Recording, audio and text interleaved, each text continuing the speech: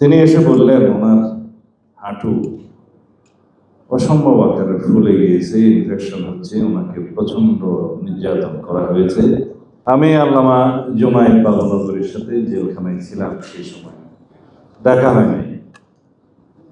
ওনাকে যখন নিয়ে যাওয়া হয় কাশিমপুর কারাগারে, আমরা একটা ছেলে, ওনাকে আর একটা ছেলে রাখা। জেলখানার ডাক্তার সাহেবকে আমরা অনুরোধ করে পাঠালাম একটু দেখে আসেন কি অবস্থা। তিনি এসে বললেন ওনার হাঁটু অসম্ভব আকারে ফুলে গিয়েছে, ইনফেকশন হচ্ছে, ওনাকে প্রচন্ড নির্যাতন করা হয়েছে। তিনি মানসিকভাবে ভেঙে পড়েছেন এবং কাউকে দেখতে চিনতে পারছেন না। খাকি পোশাকে কাউকে দেখলেই উনি ভীত হয়ে যেতেন। কিন্তু তারপরেও তাকে জেলখানায় চিকিৎসা নিতে দেওয়া হয়নি। ডাক্তার সাহেবকে বললাম এখানে থাকলে তো উনি হয়তো মৃত্যুবরণ করতে পারেন। তিনি বললেন সরকার মনে হয় তাই চাচ্ছে। ওখান থেকে এক পর্যায়ে বার্ডেন হসপিটালে নিয়ে আসা হলো ওনাকে, প্রিজন সেলে। তা আমারও সেরকম একটা অবস্থায় আমাকে পিজি হাসপাতালে প্রিজন সেলে নিয়ে আসা হলো। কোনোরকম একটা কেবিন ম্যানেজ করলাম, রাস্তার এই পার আর ওই পার। একদিন দেখলাম অনেকগুলো গাড়ি ঘোড়া, জানলা দিয়ে দেখছি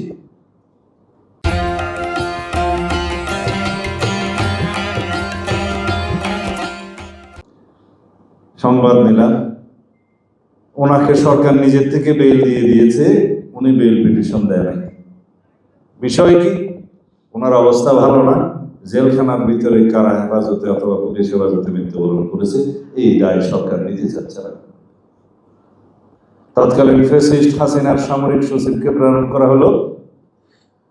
ওনাকে জিজ্ঞেস করলেন যে আমরা আপনাকে বিদেশে প্রেরণ করতে চাই, পাসপোর্ট টাসপোর্ট সবাই আয়োজন করব, আপনার অবস্থা ভালো। তিনি বললেন আলহামদুলিল্লাহ, আমি সরকারের কোনো অনুদানে বিদেশ যেতে চাই না, আমার অনেক চাকরির আছে, প্রয়োজন হলে তারা নিয়ে যাবে। এটাকে বলা হয় ইমানি জোর। তো বলা হয়ে থাকে যে ইমানকে খুদি কর ইতনা বুলন্দ কে हर तकदीर से पहले खुदा बंदे से पूछे बता तेरी रजा क्या है। এই ইমান ওনার ছিল। আমরা এখানে খুদি মানে ইমান। এখানে আপনাদের এই সময় রাষ্ট্র করে আমি নিজেকে অত্যন্ত সৌভাগ্যবান মনে করছি। আমি এখানে রাজনীতি করতে আসি নাই,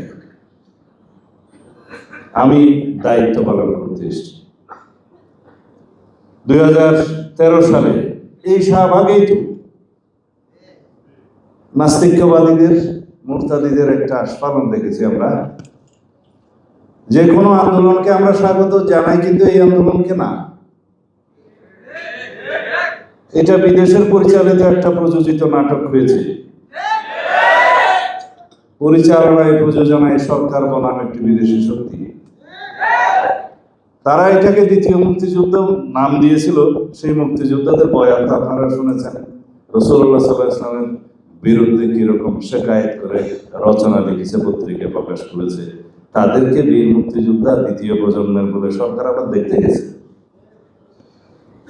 এই অবস্থা বাংলাদেশে আমরা দেখেছি।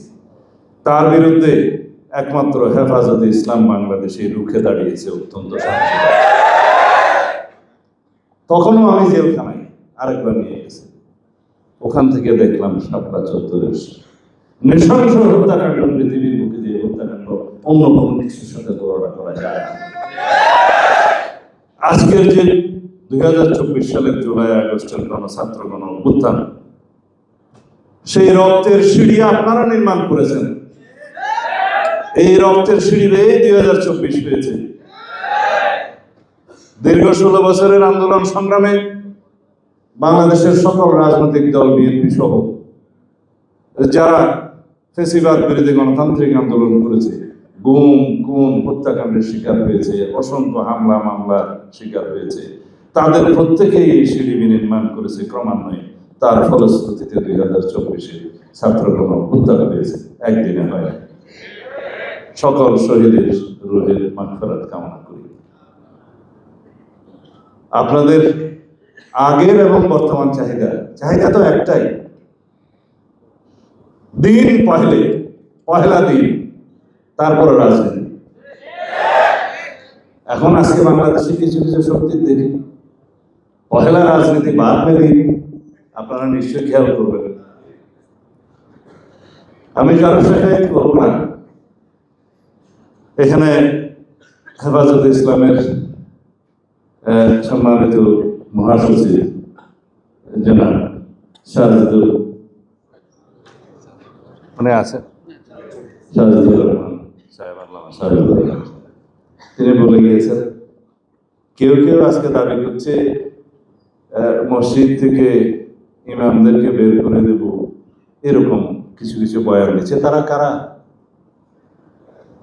আমার জানা মতে কওমি আলেমদের দ্বারাই বাংলাদেশের অধিকাংশ মসজিদের ইমামতি চলে, 98% আপনাদের তাদেরকে বের করে দেবে। এই বয়ান কেন দিচ্ছেন? বিভক্তি চাচ্ছেন? সেই জন্যই তো বলা হয় আমাদের বড় হুজুর আল্লামা মাওলানা বিষয়ে বলে গিয়েছেন যে 73 ফিরকা আছে, তার মধ্যে একটা ফিরকা শুধু ইসলামের উপরে বহাল আছে। তো সেই জন্য আরেকটা কাহাওয়াত বলে যে এই যে আমাদের মধ্যে যত বিভক্তি, যে মুসলমানকে हर फिरके ने एक दूसरे को काफिर कहा, वही एक काफिर ही है जो उसने हम सबको मुसलमान कहा। কারণ ওদের সাথে যখন আপনারা যুদ্ধ করবেন তখন ওরা সবাই আমাদেরকে মুসলমান হিসেবে ট্রিট করবে এবং আমাদেরকে ওই রকম সাজিশের মধ্যে ফেলবে। এখন আমরা আছি কে হাত কিভাবে বাঁধলো, কে উজু কিভাবে করলো, এগুলো নিয়ে বাহাস করতে। যার হাত নাই তারও তো নামাজ হয়। এগুলো আমরা যদি না ছাড়ি, যারা বাংলাদেশে বলে 90 থেকে 92 মুসলমানের দেশ, তাহলে আমাদের মধ্যে এত বিভক্তি কেন?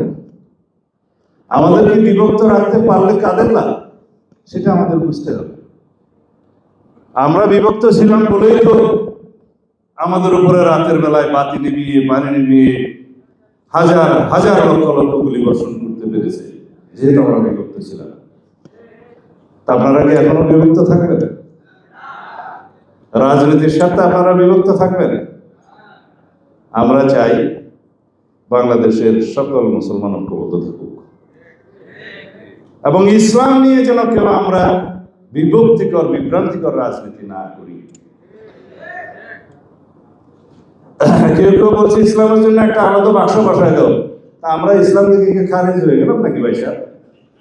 আপনারা কি খারিজ হয়ে গেছেন? ইসলামের জন্য বাক্স নয়, এটা রাজনীতির বাক্স। রাজনীতি দিয়ে ইসলামের শক্তিকে বিভক্ত করা ঠিক নয়। কেউ কেউ বলছে ইসলামের জন্য একটা আলাদা বাক্স করে দেখি।